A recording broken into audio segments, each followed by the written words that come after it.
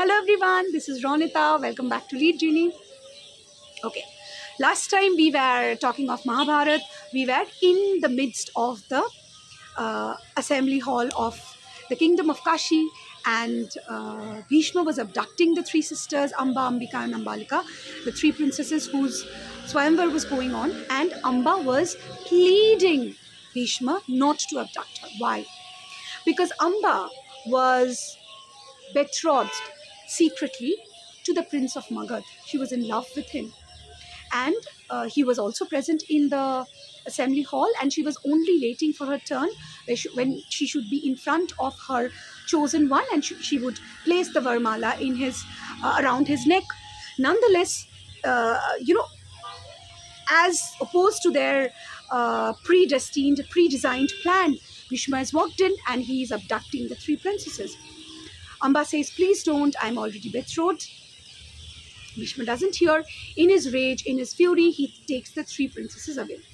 Now, once in Hastinapur, Amba says, I cannot marry either Chitrangad or Vichitravirja because I have already, with my heart and my soul and my spirit, I think I have,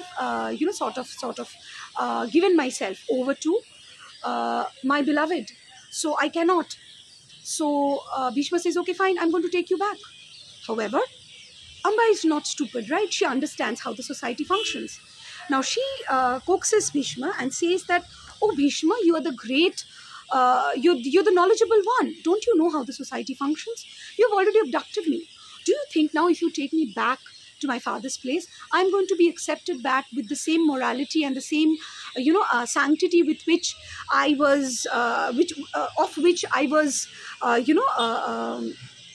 that was a quality of mine before you abducted me. Now if you take me back, everybody is going to reject me, including my father, because my morality will be questioned, my sanctity will be questioned. In fact, people will question my virginity, the purity of my sexuality. So that cannot happen. Bhishma says, then what's the solution? She says, well, you abducted me, so why don't you go ahead and marry me? It's your responsibility to take care of me now, because that's exactly what you had promised in the first place. You were taking us away to be married off to the princess of Hastinapur. You are one of them. Why don't you marry me? Bhishma says, no, I have a promise. I have vowed a life of celibacy to my mother, and I cannot break my vow. To which Amba finally says, I have understood that neither will I be accepted in the mainstream of the society any longer, nor will I find any respite in your companionship as well. So the only way left for me is to commit suicide. However, let me promise you, because you were the reason that the way I thought my life would turn out is not how it has. The fact that I have been, sort of cast down upon, the rejection of the society, and the fact that I am being forced to end my life because there is no other viable choice left to me. I will return. I will avenge my life. And when I return, I will ensure that I become the reason for your death. And then she burns herself. She jumps into the sacrificial fire and she burns herself to death. That's how Amba's life ends. Now there are two princesses left, Ambika and Ambalika, who are happily then married off to Chitrangad and Vichitravirja. But all this while, we already know that both the princes live a wasted life, and thanks to all their vicious habits and practices, we realize after a while that none of the princes are naturally capacitated to perform the masculine act of consummation that can lead to the birth of an offspring. Neither Chitrangad nor Vichitravirja. One is sickly, the other is impotent. Now again, Satyavati's problem returns. What does she do? To this, we go back to the little anecdote I had told you about who Krishna Dvaipayan was, who actually Ved Vyas is. She sends a message to her great son, the son born of the great sage Parashar. She sends a message that, dear son, this is your mother and I am in acute need of your help. Please come and visit me at Hastinapur. He comes straight away in a hurry, a sage right out of the wilderness. So as a huge, this is a man, a tall, huge, well-built man walking into the Hastinapur palace, with a huge, wild bun of a hair on his head, a wild facial hair, rather looking ghastly and scary. However, he comes, reports to his mother, who informs him what the problem is, and he immediately accepts to be of service. Now, what is this service? This is the fun part. What is this service? The service is that both the queens have to be impregnated. And remember, it's a royal dynasty we are talking about. Not just any blood could swim its way into its course. And well, Ved Vyas is effectively, quality refined blood, because, or Krishna Dvaipayan is refined blood, because on one hand, his paternage comes from the great lineage of sage Parashar. On the other hand, he is a son to the Rajmata, in this case Satyavati. So no better suited candidate. So now what we have is what the narrative of Mahabharata, an ancient Indian text, gives you is maybe the first ever reference of surrogacy. In this case, not a mother's womb as a surrogate, but the father's semen. What does Ved Vyas do? He proposes, or rather, under the influence of the request of his mother, he accepts to sleep with the two princesses who need to be impregnated fast, before anybody in the kingdom, anybody in the court sort of senses something, what is going on. So what happens is, one after the other, on 3 consecutive nights, first Ambika, then Ambalika, one by one, the 2 princesses are sent to Krishna Dvaipayan to be had. The first princess, of course, remember I gave you the description of what Krishna Dvaipayan must have looked like when he had come to visit Satyavati at this point of time. Any girl, a young princess who has already been abducted, taken away from her family, from her father, and cast into this unknown palace with these wasted individuals for husbands who neither can care for themselves, let alone care for them. And then they are said, okay, this is a man, you need to go and sleep with him. So, of course, they're going to be scared. That too, he literally looks so scared. So on the first night that Ambika is sent, she's so scared that whilst the process is on, she closes her eyes tight because she's so scared of the man. As a result, whom does she give birth to? She gives birth to Dhritarashtra, the blind one. Remember? Second, Ambalika is sent on the second night.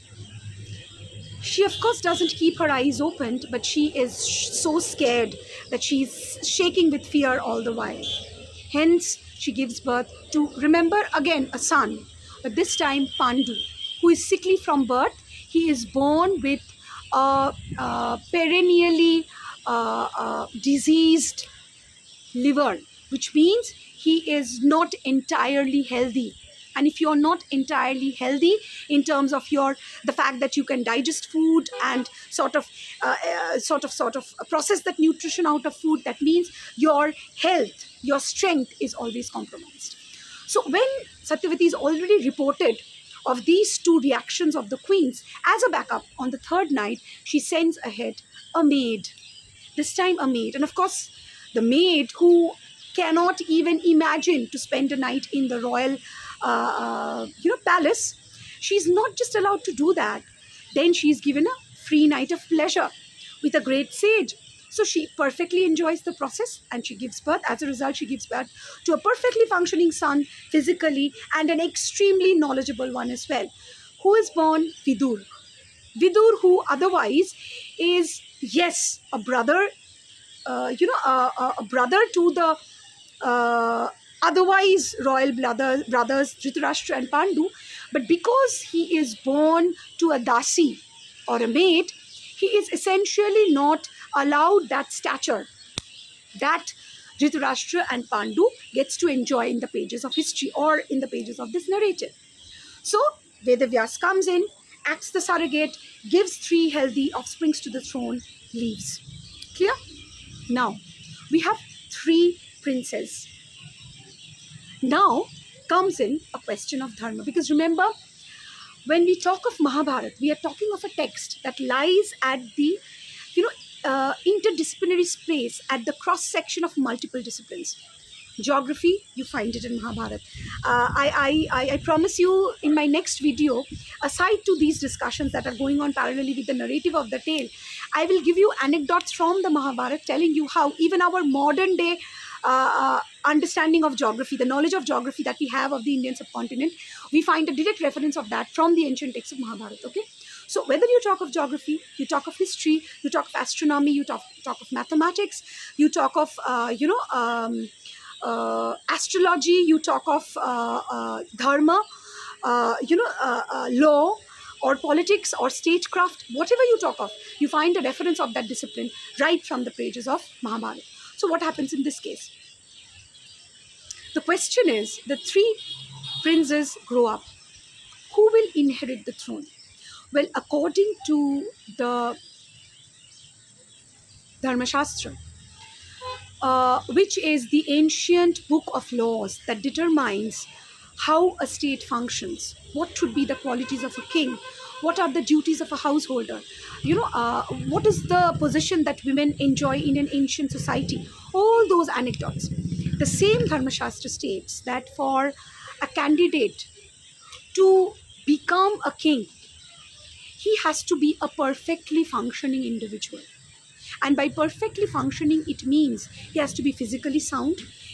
All his faculties should be functioning. He should be the best of the students, the best of the archers, the best of the warriors, the best of the statesman, the best of the mathematician. He should be a perfectly functioning individual, a perfection in all, all possible faculties that essentially comprise an individual, so that only such an individual can, he's suited enough to ascend the throne. Because as a king, you are not just the chief of the kingdom.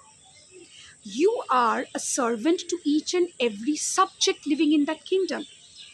As the captain of the ship, you're supposed to be responsible for their well-being, for their happiness, for their security, for their prosperity, the economics of the state. You have to look after everything. So somebody who is himself compromised in some way or the other, how can he then take care of so many people? So that means, on the grounds of that justification, Dhritarashtra, by the dint of the fact that physically he was not perfect, he was blind, did not prove to be the suited candidate. Second, then it means Pandu would have to ascend the throne, because otherwise, other than being a little sickly in terms of his health, he was otherwise functioning.